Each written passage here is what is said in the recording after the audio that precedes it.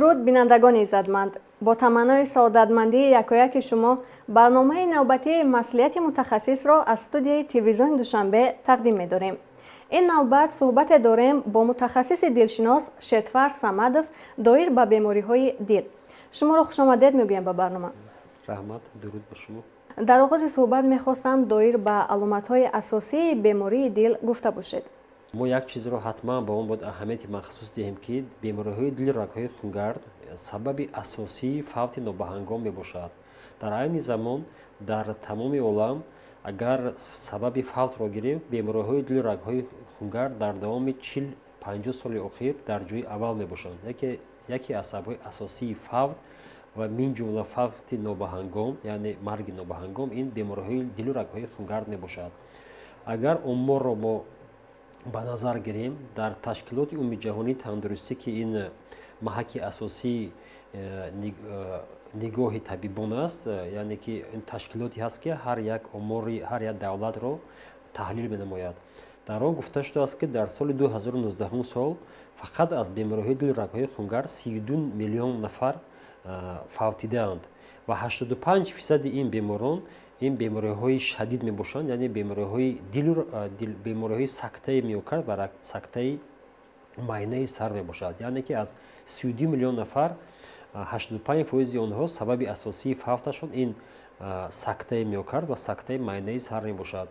ما این را باید به نظر گیریم که هر یک همین بیماری‌ها سبب دارد. سبب‌های آن در مد اول ناعیان است. بسیاری بیماران، بسیاری شهروندان به آن اهمیت خاص ظاهر نمی‌نمایند و نشان دهنده هستند که به آن بسیاری شهروندان اهمیت نمی‌دهند. یعنی این به وزن بدن، به معیار فشار خون، به ترکیب روغن در خون و اساسی این در ترکیب قند خون در بدن را به نظام نمی‌دارند و آنها آهسته آهسته گرفتار شوی بیماری‌های دل رگ‌های خونگرد را و احتمالات آن را و سبب آریزه‌های آن را بیشتر می‌گرداند. سبب پیدایش بیماری دل این از بی‌اهمیتی آدمان است. عموما اگر بیماری‌های دل رگ‌های خونگرد را گیریم آنها سبب‌هایی دارند که سبب‌های عوض شونده و عوض نشونده، یعنی که سبب‌هایی هستند که انسان دیگر کار نمی‌تواند. مثلا قد آدم، مثلا ارثیت انسان، مثال عادی گیریم نژاد آدم و عموما اگر ژنتیک را گیریم آدم آن را دیگر کار نمی‌تواند، ولی قریب 90% عامل‌های خطر آن را انسان می‌تواند که عوض کند. یعنی طرز حیاتی سالم، حرکت زیاد، من نمودن استعمال مثال مشروبات، قطع استعمال تمباکو و اساسی به نظام درآوردن استعمال غذا را انسان می‌تواند آن را حتما تغییر دارد و به سلامتی خود زیان نرساند.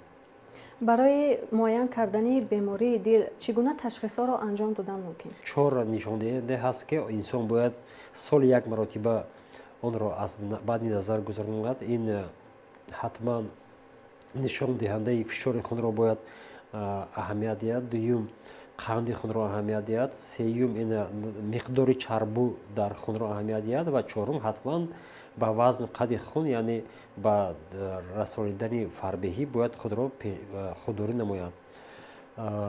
برای این بیماری ها ما باید از اول یعنی از آوان کودکی باید ما شهروندان را تیار نماییم، چون که همه حادثه های نابهنگام ناخوشی که آریزه های این بیماری هستند ناخواست به وجود میآیند. یعنی که سکته میوکارد یا سکته معاینه سر برای به وجود آوردن این حالت ها یک گویا که یک پهنایی یا یک بعضی نشاندهی هست که به آن گرفتار می‌نماید. چگونه که شما قید کردید مثلا نفرانی که سیگار میکشند و یا اینکه به نوشیدن مشروبات میل دارند اگر آن را قطع نمایند یعنی که این گرفتاری بیماری دل را زیاد می‌گرداند. تا کدام اندازه میتواند خوف این بیماری را زیاد گردانده باشد؟ اگر مسئله سیگار را گیریم مثلا ما باید یک چیز را دانیم که در خود سیگار 4000 ماده‌های شیمیایی یعنی پیوسته‌های شیمیایی موجود هستند. 4000 در یک دانه سیگار.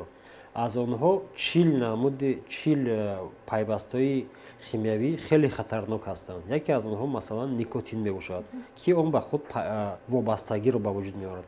Вобастагие ки ба никотин ҷой дорад, бар дигар моддаҳо ба он қадар ба тарҳи зарурӣ нест. Барои он ки агар мисол инсон агар сигаркаширо партояд, он бояд минимум камаш аз 1 сол то 8 сол бояд худдорӣ намояд, ки баъд пурра оризаҳои он бартараф шавад.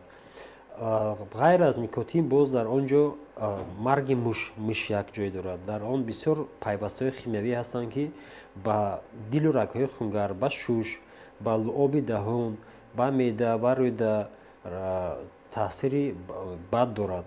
4 бемории ғайри инвазивӣ ҳаст, яъне ки бемориҳои агар умуман аз ҳисоби ташкилоти умумии ҷаҳонии тандурустии мо ҷудо намоянд, бемориҳои инфексионӣ ҳастанд, сироятӣ ва ғайри сироятӣ ҳастанд. Ба бемориҳои ғайри сироятӣ асосан 4 беморӣ дохил мешавад. Ин бемориҳои дилу рагҳои хунгард, бемориҳои саратон, бемории диабет ва бемориҳои музмини шуш, роҳҳои шушгузар, яъне ки бемориҳои сироятӣ сабабгори асосияш сироят мебошад, инфексия.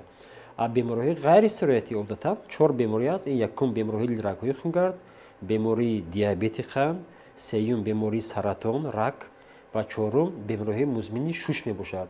Ва худи агар сигарро гирем, омили асосии ҳар 4 ҳамин беморӣ шуда метавонад. Яъне ки касе ки сигарро мекашад, дар оянда эҳтимолияти гирифторшавии бемории рагҳои хунгард бештар мегардад, эҳтимолияти саратони узвҳо бештар мегардад, эҳтимолияти диабети қанд бештар мегардад.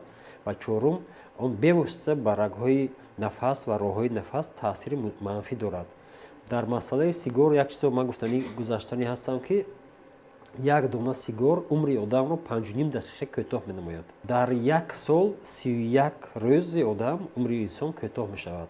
Агар инсон 60-70 сол умр бинад, мисоли миёна аз 8 то 10 соли умри одамро кӯтоҳ менамояд. Барои ҳамин ҳам мо барномаи мо чхеле ки барномаи оммавӣ ҳаст, ман мехоҳам ки ҳар як рақамҳои омуриро кӯтоҳ мухтасар фаҳмонам, ки ҳам як дона сигарет 5.5 дақиқа умри одамро кӯтоҳ менамояд. Дар давоми 1 сол, яъне 31 рӯзи умри одамро кӯтоҳ менамояд ва дар давоми тӯли умр агар 80 ё 60 ё 70 сол бошад, аз 8 то 10 соли умри одамро кӯтоҳ менамояд. Барои он ки дар он бисёр моддаҳои химиявӣ ҳастанд, ки бар одам ниҳоят хатарнок мебошад. доир ба баландшавии фишори хун мегуфтед, яъне баландшавии фишори хун то кадом андоза ба дил хавф дорад? Фишори мӯътадили одам ин бояд 120 мм стунчаи симо бошад. ҳангоми овони ҷавонӣ ва наврасӣ аз 90-100 то 120 мм стунчаи симоб ин мӯътадилӣ аст. ҳангоми синну сол зиёд шудаам, чхеле ки мо гуфтем омилҳое ҳастанд, ки тағйир нашаванда, яъне яке аз онҳо ин синну сол мебошад. ҳамон қадаре ки синну соли инсон бештар ки гардид, эҳтимолияти гирифторшавии бемориҳои дилу рагҳои хунгард бештар мегардад. Яке аз бемориҳое ки аввал аз худ нишон медиҳад, ин бемории фишорбаландии шароянӣ мебошад. Бемории фишорбаландии шароянӣ одатан пас аз 50 солагӣ бештар мегардад. Дар тибби муосир як намуди формула ҳаст, агар кӯтоҳ мухтасар гӯем, агар ҳамин шаҳрвандонро агар аз рақами ин формулаи 50 мегӯянд, яъне ки агар одамоне ки аз 50 сола боло ҳастанд, синни солашон аз 50 сола боло ҳастанд, 50% онҳо гирифтори фишорбаландии шароянӣ ҳастанд. Аз ҳамин 50% онҳо 50%аш медонад, аҳамият медиҳад ва дарак дорад, ки фишорбаландии шароянӣ ҳаст. 50% боқимондаи онҳо ягон маротиба фишори худро санҷидагӣ нестанд, ба мутахассисони соҳавӣ муроҷиат карда нестанд ва барои ҳамин ҳам ба он аҳамияти хоса зоҳир намеёнанд. одамоне ки фишорбаландии шароянӣ доранд 50%, онҳо фишори худро мунтазам муайян менамоянд, нигоҳ мекунанд ва танзим медароянд, яъне ба табибони муайян муроҷиат намуда рақамҳои фишори хунро мӯътадил нигоҳ медоранд. 50% онҳо аҳёнан ҳангоми баландшавии фишори хун истеъмол менамоянд.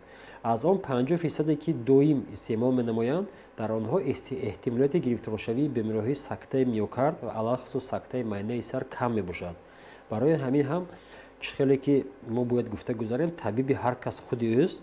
мо бояд ҳаминро донем, ки яке аз сабабҳои асосии тағйир наёбанда, яъне ки инсон наметавонад тағйир ёбад, ин синну сол мебошад. яке аз омилаи асосӣ ҳамин ҳаст. дуюм ин ки дар давлатҳои нисбатан қашшоқ ё рӯ ба инкишоф дар онҳо миқдори фишорбаландии шароёнӣ дар пас аз коронавирус бештар шудааст.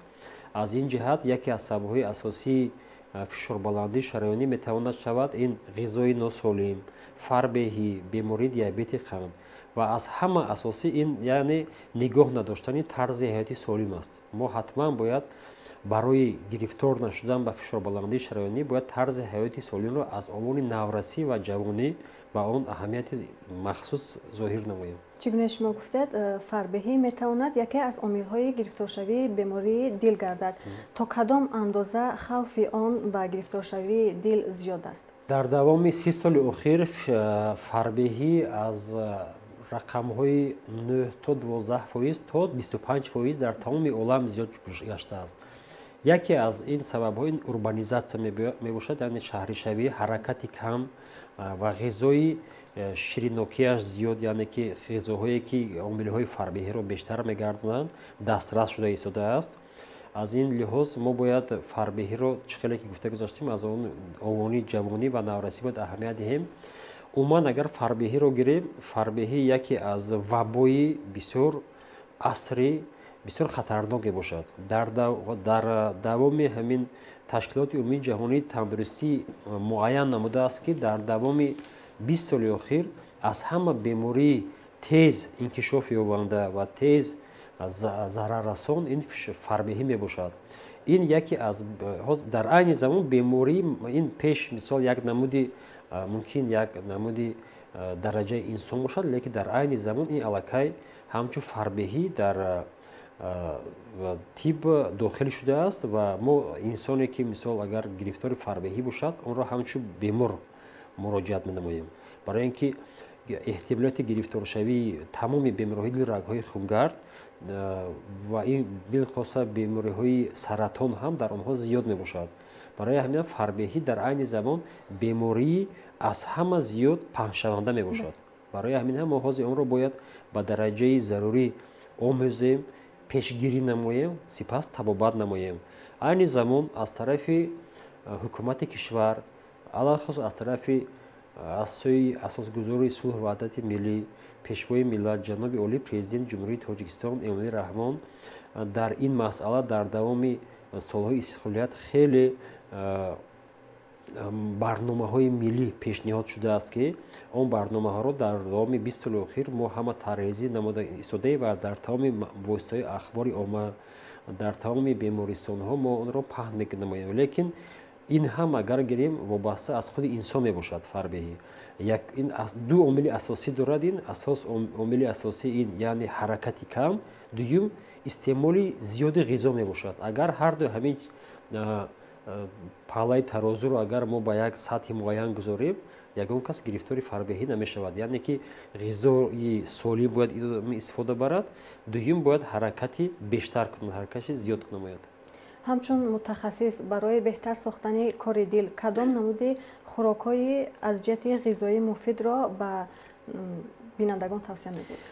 агар рагҳои инсонро гирем, рагҳои инсон агар мисол худи рагҳои одам, рагҳои хунгарди инсон агар дароз намоем, он 80 000 километр мебошад. яъне ки агар кураи замин 40 000 километр бошад радиус, агар як инсонро гирем, рагҳои хунгарди он баробари 2 кураи замин мешавад.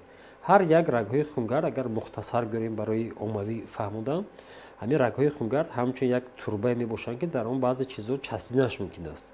асосии ҳамин се чизи оддӣ мечаспад. якум ин чарбу, дуюм шакар ширинӣ, сеюм ин намак шӯрӣ. яъне мо бояд ҳар се ҳамин чизро мо бояд ба танзим дарорем. мо намегӯем ки вай истифода набаранд. ҳар як чиз як чӣ хеле ки Саъдӣ Широзӣ гуфтааст, на чандон хӯр ки аз даҳонат барояд ва на чандон ки аз заъф ҷонат барояд. он маъное надорад ки мо ҳамин чизро пурра бартараф намоем. ҳамин ҳар як хӯроку ҳар як истеъмоли ғизо ба худ як меъёри муайян дорад. яъне ки мо бояд хӯрокҳои кам равған истифода барем. равғани думба, равғани чарбу, равғани растанӣ он фоидовар аст. Умуман агар равғанҳоро гирем ду намуд мешавад: равғани фоидабахш ва равғани нисбатан зараровар.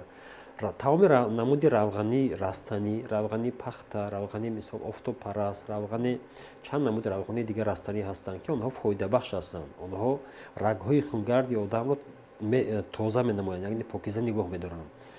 Дуюм ин равғани чарбу ҳаст ки равғани ҳайвонот мебошад. Онҳо як хосияти часпиш доранд. Барои ҳамин ҳам истеъмоли онро нисбатан маҳдуд намудан дар кор аст. Агар ҳамонро шаҳрванд ё инсон истифода ки бурд, бояд омад ки онро бояд аз бадан бартараф намояд. Барои бартараф намудани он як роҳ мавҷуд аст: ҳаракат. Вақте ки истеъмоли ҳаракати чарбуро кардам, пас аз он бояд минимум камтар лоақал 2 соат бояд ҳаракат кунанд. Ин якум масъалаи равғанӣ гуфтем. Дуюм масъалаи шириниҳо. Шириниҳоям ҳастанд, шириниҳое ки шириниҳои зудҳазм мегӯянд, шириниҳое ки тез ҳазм мешаванд ва онҳо тез худи ширинӣ як хосият дорад: агар тез ҳазм шавад, он ба равған табдил меёбад. Он равғане ки ҳозир дар мисол дар фарбеҳӣ вуҷуд дорад, ҳамаи он аз худи чарбу ё аз равған намешавад. Қариб 70-80% онҳо аз крахмал, яъне аз глюкоза, аз шакар, аз ширинӣ пайдо мешаванд. Барои ҳамин ҳам вақте ки мо мисол шириниҳои зудҳазмро аз намуди хӯрокҳои хамирӣ, мана дар айни замон ҳозир бистро бисёр ҳастанд, нон ё хамириҳое ки намуди аъло дорад, онҳо тез ҳазм мешаванд ва онҳо агар ҳаракати зиёд накунем, тез ба равған табдил меёбанд ва дар бадани одам пурра ҷамъ мешаванд. Барои ҳамин ҳам мо барои пешгирӣ намудани фарбеҳӣ асосӣ бояд истеъмоли шириниҳои зудҳазмро, ки дар он асосан хамирӣ ва нонҳои навъи аввал ё аъло мегӯянд, ноне ки якум сорт мегӯянд ва хамириҳои он тез ҳазм мешавад, онро мо бартараф намоем. Дар айни замон дар мо ҳозир чӣ хеле ки ҷавонон дӯст медоранд, мана бистро ҳаст, хӯрокҳое ҳастанд ки хӯрокҳои тезтайёр, онҳо тез ҳазм мешаванд. Барои ҳамин ҳам баъд як минуси онҳо дар ҳамин як камбудии онҳо аст ки одам ҳамон хӯрокро нисбатан кам истифода мебарад, он тез ба глюкоза табдил меёбад ва инсон як намуд давоми ним соат, як соат ба фикри он ки худаш ки баъд сер шуд. Лекин бисёр моддаҳои ҳастанд ки дар бадани одам намерасанд. Мисол сафеда ҳастанд, уҷа дигар бо минералҳо ҳастанд ки бо он хамирӣ намедоранд. Барои ҳамин ҳам чӣ хеле ки гуфта гузаштем, мо якум пешгирӣ намудани чарбу, дуюм шириниҳои зудҳазм. Агар мевагӣ бошад, мо ягон вақт мамоният эҷод наменамоем, чунки мевагӣ масалан себ ҳаст, нок, чӣ хеле ки мо сабзавоту меваҷот дорем, онҳо ба баландшавии қанди хон он қадар мусоид нестанд, яъне ки он гирифтор намекунад. Асосан ин хамириҳо мусоид мешаванд. Сеюм ин истеъмоли барзиёди намакҳо мебошад. ҳар як миқдоре ки мо мисол як лошка, як қошуқи худри намакро гирем, баробари 5-10 грамм намак дорад. Ва вақте ки мо намакро аз 10-15 грамм зиёд истеъмол кунем, онҳо дар рагҳои хунгард, ҳамон чӣ хеле ки дар девораҳои мисол ягон шах ё қуллаҳо мебинем намак ҷамъ шудагӣ аст, дар рагҳои хунгард ҳамин хел мечаспад ва онҳо гирифторшавии варами рагҳои хунгардро зиёд менамоянд. Намак барои чӣ? Мисол мо ҳамчун табиби дил мегӯем, барои чӣ мо ҳама вақт пешгирӣ менамоем? Барои ин ки ҳамон намакҳое ки инсон истифода мебарад, ҳамон рагҳои хунгардро шахшул намуда, маҳкам намуда, боиси тангии рагҳои хунгард мешавад ва варамӣ мешавад. Варамии дасту рӯй, варамии пойҳо, варамии шикам яке аз сабабҳои асосии истеъмоли барзиёди намак мебошад. Дар баробари истеъмоли ғизоҳои тавсияшуда, нафароне ки ба бемории дил гирифтор ҳастанд, кадом парҳезҳоро метавонанд ба ҷо оранд? Мо ягона чиз мо мегӯем ки маҳдудият, яъне кам намудан. Мо нагуфтем қатъ намудан, кам намудан. Маҳдудият аз истеъмоли ғизоҳои сернамак, бирён, ғизоҳои серравғани чарбу дошта, истеъмоли барзиёди маводҳои мевагӣ, сабзавот ва умуман хӯришҳо ҳастанд, салатҳо ҳастанд. Истеъмоли барзиёди онҳо, сабзавоту меваҷот мо тавсия медиҳем ки бисёр истифода баранд. Баъд як намуди нон ҳаст, мисол сорти мисол дуюм ҳастанд, камтар нони сиёҳро истифода бурдан фоида дорад.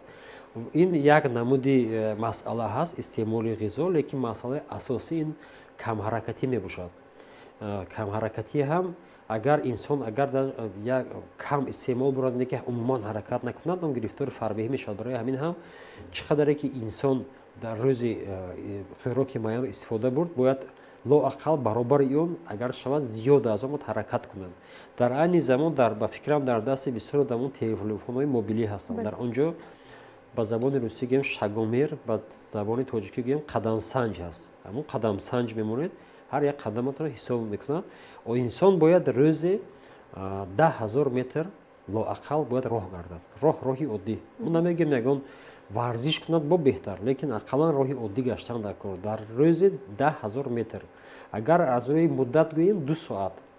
лекин мо бисёр мисол шаҳрвандон, одамон, беморон медидем ки аз саҳар мехезанд, мисол як пиёла чой мехӯранд, хоб мераванд, ҳаракаташон нисбатан кам аст. То бештар ба назар мерасад ки нафароне ки ба бемории дил гирифтор ҳастанд дучори сактаи қалбӣ мегарданд. Доир ба сактаи қалбӣ ва намудҳои он мегуфтед. Сактаи қалбӣ дар роҳи рост ягон вақт намешавад. Дар онҳо замина ҳастанд. Заминаи асосии онҳо ин яъне тангшавии муфассал оҳиста оҳистаи рагҳои хунгар мебошад.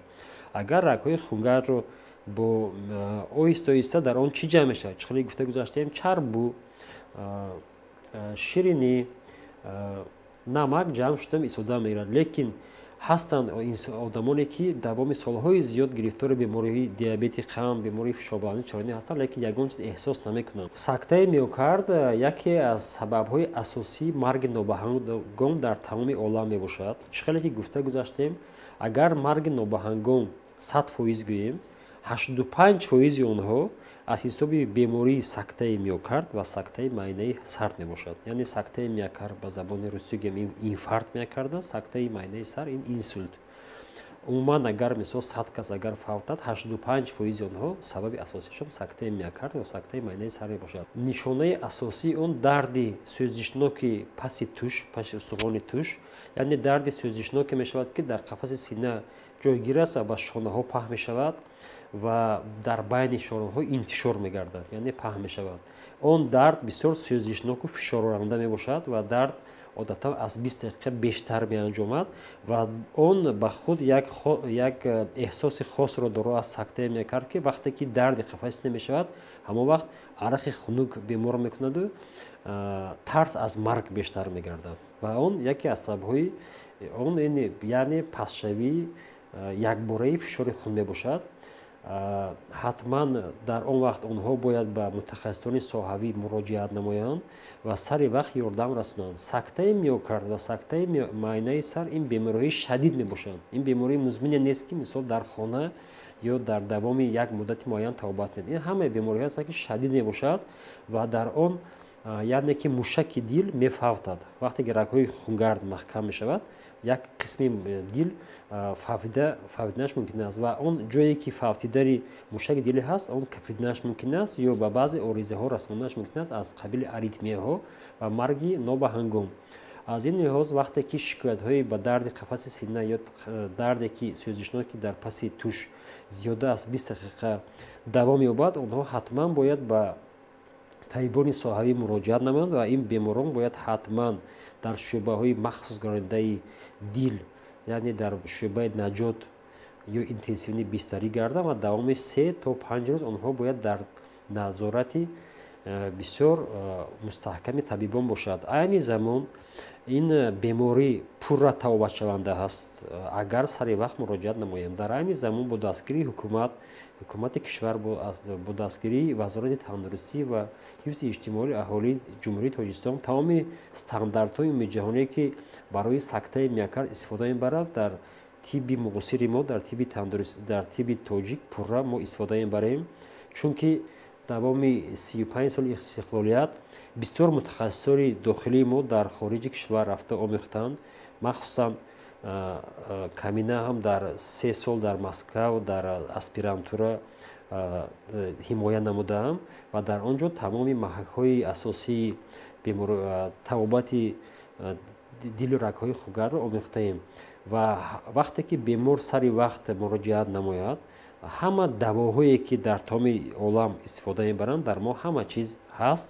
Сари вақт мо бояд он давоҳоро истифода барем ва ин намудҳои яъне давоӣ ҳастанд. бо намудҳои инвазивӣ ҳастанд, яъне намудҳое ҳастанд ки мо рагҳои хунгарро метавонем сари вақт кушоем. ин таҷҳизоти ангиография ва стентгузорӣ ҳаст ки масалан давоми пеш аз истиқлолият ҳама ба дигар давлатҳо мерафтанд. Эрон мисол, давлати Русия, давлатҳои Ҳиндустон ҳозир аз худи ҳамин таҷҳизоти ангиография дар ҷумҳурии мо 20 аппарат ҳаст ва зиёда аз 500 нафар мутахассисони соҳавӣ ҳастанд ки рагҳои хунгарро сари вақт мекушоянд ва боиси ориза нашудани ин бемориҳо мегардад. оё бемориҳои дил ба дигар узвҳои бадан таъсири манфӣ мерасонанд? агар рагҳои хугар танг бошад, бемориҳои дил мисол бемориҳои нуқси модарзодӣ ҳастанд, нуқси пайдошудаи дил ҳастанд ки худи рагҳои мисол дил аз 4 камера, якте 4 қисми иборат ҳаст ва дар байни онҳо клапанҳо, яъне дарғотҳо вуҷуд ҳастанд. ҳамин дарғотҳо метавонанд аз вақти таваллуд маҳкам бошанд ва он ҳам бо намуди ҷарроҳӣ бояд табобат шавад. агар ҳамун рагҳои хунгарро, ҳамун клапанҳо ё дарғотҳои дилро сари вақт накушоем, боиси гирифторшавии дигар бемориҳои яъне нафас мешавад, бемориҳои музмини рагҳои сар, бемориҳои рагҳои периферӣ, яъне ки рагҳои хунгард ҳастанд дар майнаи сар, ҳастанд дар дил, бо ҳастанд дар дасту пой ҳастанд. вақте ки ягон дарғоти дил танг шавад, гардиши хун дар дасту пой сус мегардад. барои ҳаминам сари вақт онро бартараф намудан лозим аст. бо ҳастанд нуқси пайдошудаи дил, яъне бемории аз қабили тарбод ҳаст, ревматизм мегӯянд. агар одам давоми 3-4 сол худро табобат накунад ва тарбоди он яъне ки музмин гардад, онҳо эҳтимолияти гирифторшавии нуқси дил мегарданд ва агар сари вақт табобати давоӣ ё ҷарроҳӣ нанамоянд, ба дигар андомҳо, яъне ба ҷигар, ба гурда, ба сар, ба дигар андомҳо ҳам ориза ёфтанаш мумкин аст. ба он нафароне ки айни ҳол барномаи моро дида истодаанд, баҳри пешгирӣ намудани бемориҳои дил чӣ тавсия медиҳед? якум чӣ хеле ки мо гуфта гузаштем, табиби ҳар кас худи ӯст. ҳатман аллакай ҳозир бана чӣ хеле ки гуфта гузаштем, тамоми воситаҳои ахбори умма айни ҳол дар дасти ҳама одамо ҳастанд. телефонҳо ҳастанд, телефони мобилӣ. ҳатман ҳар касе ки мисол шаҳрвандон агар имконият бошад, ақаллан рӯзе ним соат дар бораи бадани худ фикр кунанд, дар бораи тандурустии худ. ман ба ҳама шаҳрвандон маслиҳат медиҳам ки мисол мо рӯз дар рӯз бар ҳар кор вобаста ҳастем, ҳар кас ба як кори муайян вобаста аст. ин ман мақсади омӯзишӣ мегӯям. ҳамин вақте ки мисол телефони мобилиро гирифтанд, ақаллан ним соат дар бораи тандурустии худ маълумот пайдо намоянд. мисол дар бораи андомҳои хунгард, дар бораи мисол андомҳои ҳозима, андомҳои нафас, ҳамин қадар инсон фарҳанги тиббияш, маърифати тиббияш бештар ки гардад, онҳо аллакай бегуфтани мо, аллакай бегуфтани табибон худашон ба худашон аҳамият медиҳанд. яъне ки мо гуфтанӣ ҳастем ки бояд фарҳанги тиббиро бештар гардонем. дуюм, бояд ҳатман маърифати тиббиро нисбати шаҳрвандон пурзӯртар намоем. дар айни замон ҳама имкониятҳо доро ҳаст, мо ҳама имконият истифода бурда истодаем. ҳатто дар бемористони мо маркази тиббии шаҳрӣ ҳар як одаме шаҳрванде ки бистарӣ мегирад ё ақаллан муроҷиат менамояд, мо ҳатман қадду вазни онро муайян намуда, аммо аз рӯи барномаи фарбеҳӣ ба онҳо мегӯем ки дар шумо мисол ҳамин омилҳои хатари бемории дил, рагҳои хунгар мавҷуд аст. аз ин лиҳоз шумо бояд онро пешгирӣ намоед, яъне ки мо аввал масъалаи пешгирӣ профилактикро баромонем. дуюм, одамоне ки аллакай бемор ҳастанд, табиби ҳар кас худи ӯст, онҳо бояд як вақти муайян ба табиби дармонгоҳи ҷойи зист муроҷиат намуда, ҳар вақт дороҳои лозимаро истифода баранд. ва аз ҳама чизи асосӣ ки мо бояд гӯем, ин яъне ин риоя намудани тарзи ҳаёти солим мебошад. яъне ин ба варзиш гирифтор шуда, дуюм дасткашӣ намудан аз омилҳои номатлуб, яъне аз сигаркашӣ, аз машруботи спиртӣ истифода намудан бояд дасткашӣ намоянд. сеюм, ҳатман ҳангоми ғизо истифода бурдан бояд ба тарзи ғизопазӣ, ба чӣ ғизо истифода бурдан бояд ҳатман мавқеи худро муайян намоянд ва умуман парҳезиро риоя намоянд. ин маъное надорад ки одам бемор ҳаст ё саломат ҳаст. умуман маърифати ғизохӯрӣ бояд бошад, бояд риоя гардад. мо дар айни замон аз ҷиҳати мисол машрубот гирем, давоми қариб 15 соли охир дар миқёси давлатҳои муштаракулманофеъ дар ҷойи аввал ҳастем ки мо умуман машруботи сибирро кам истифода мебарем. Ҳамин чиз яке аз сабабҳои он ин барномаҳои миллие ки аз тарафи ҳукумати кишвар ҳастанд. дуюм худи фарҳанги мардуми мо ҳаст ки вақте ки инсон мисол машруботи спиртиро истифода барад дар худи ҳамон омма худро ноҳинҷор ҳис менамояд. барои ҳамин ҳам ҳамин фарҳанги миллиро мо бояд дар айни замон бо ҳаминро давом диҳем ки истеъмоли номатлуби машруботи спиртиро дар ҷойҳои ҷамъиятӣ мисол дар мактабҳо дар донишгоҳҳо бояд пурра бартараф намояд. ҳама вақт аз умури ташкилоти умуми ҷаҳонии тандурустӣ нигоҳ мекунем, яъне аз дигар давлатҳо мисол аз давлатҳои Молдова, Грузия онҳо меомӯзанд ки барои чӣ ҳамин машруботи спиртӣ мисол дар Тоҷикистон кам истифода бурда мешавад. Дар он бисёр сутунҳои худро доро аст. Яъне якум фарҳанг, маданият, дуюм таърихи мо ҳаст ки дар мо аз аввал истифодаи машруботи спиртӣ кам буд. як нигоҳ худи дастгирии ҳукумат ҳаст ки мисол барномаҳои миллӣ ҳастанд ки иштироки машруботи спиртиро кам менамояд. ташаккури зиёд бори дигар шуморо хушомадед мегӯем ба барнома. Сипос барои чунин суҳбати пурмуҳтаво ва тавсияҳои муфид. ба шумо ҳам раҳмати калон, якҷаҳон ташаккур. бинандагони азиз, ин буд барномаи навбатии маслиҳати мутахассис доир ба бемориҳои дил ва меҳмони барномаи мо буданд мутахассиси дилшинос Шедфар Самадов. инҷо барномаи мо ба анҷом мерасад. хайр, то наздиктарин дидор.